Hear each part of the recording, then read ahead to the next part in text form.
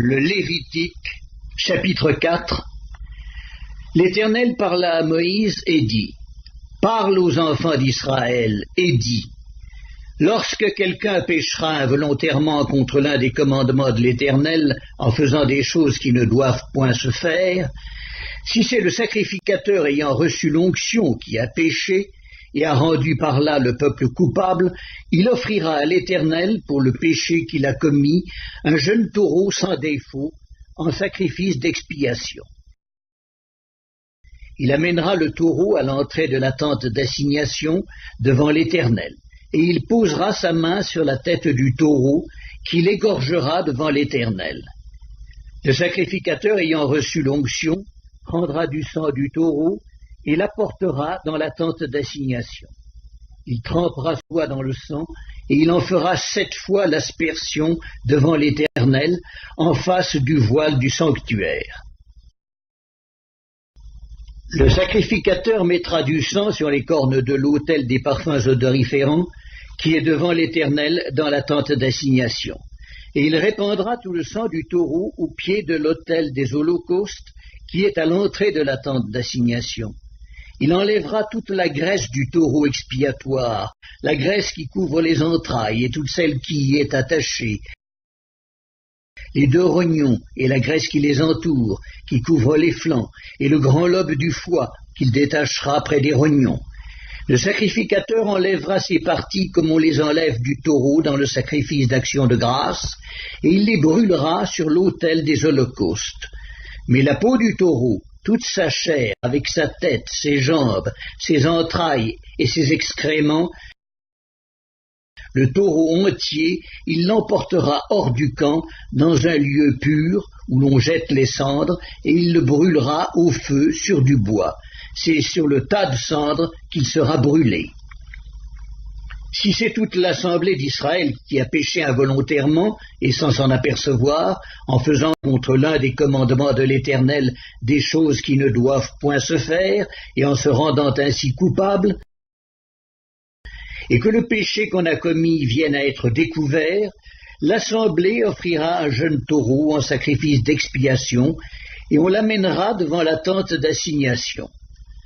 Les anciens d'Israël poseront leurs mains sur la tête du taureau devant l'Éternel, et on égorgera le taureau devant l'Éternel. Le sacrificateur ayant reçu l'onction apportera du sang du taureau dans la tente d'assignation. Il trempera son doigt dans le sang, et il en fera 7 fois l'aspersion devant l'Éternel, en face du voile. Il mettra du sang sur les cornes de l'autel qui est devant l'Éternel dans la tente d'assignation, et il répandra tout le sang au pied de l'autel des holocaustes qui est à l'entrée de la tente d'assignation. Il enlèvera toute la graisse du taureau et il la brûlera sur l'autel. Il fera de ce taureau comme du taureau expiatoire, il fera de même. C'est ainsi que le sacrificateur fera pour eux l'expiation et il leur sera pardonné. Il emportera le taureau hors du camp, et il le brûlera comme le premier taureau. C'est un sacrifice d'expiation pour l'assemblée.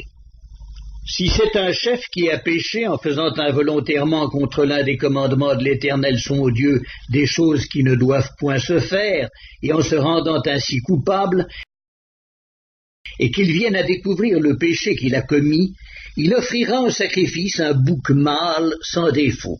Il posera sa main sur la tête du bouc, qu'il égorgera dans le lieu où l'on égorge les holocaustes devant l'Éternel. C'est un sacrifice d'expiation. Le sacrificateur prendra avec son doigt du sang de la victime expiatoire, il en mettra sur les cornes de l'autel des holocaustes, et il répandra le sang au pied de l'autel des holocaustes. Il brûlera toute la graisse sur l'autel, comme la graisse du sacrifice d'action de grâce. C'est ainsi que le sacrificateur fera pour ce chef l'expiation de son péché, et il lui sera pardonné. Si c'est quelqu'un du peuple qui a péché involontairement, en faisant contre l'un des commandements de l'Éternel des choses qui ne doivent point se faire, et en se rendant ainsi coupable, et qu'il vienne à découvrir le péché qu'il a commis, il offrira en sacrifice une chèvre, une femelle sans défaut, pour le péché qu'il a commis. Il posera sa main sur la tête de la victime expiatoire, il l'égorgera dans le lieu où l'on égorge les holocaustes. Le sacrificateur prendra avec son doigt du sang de la victime, il en mettra sur les cornes de l'autel des holocaustes, et il répandra tout le sang au pied de l'autel.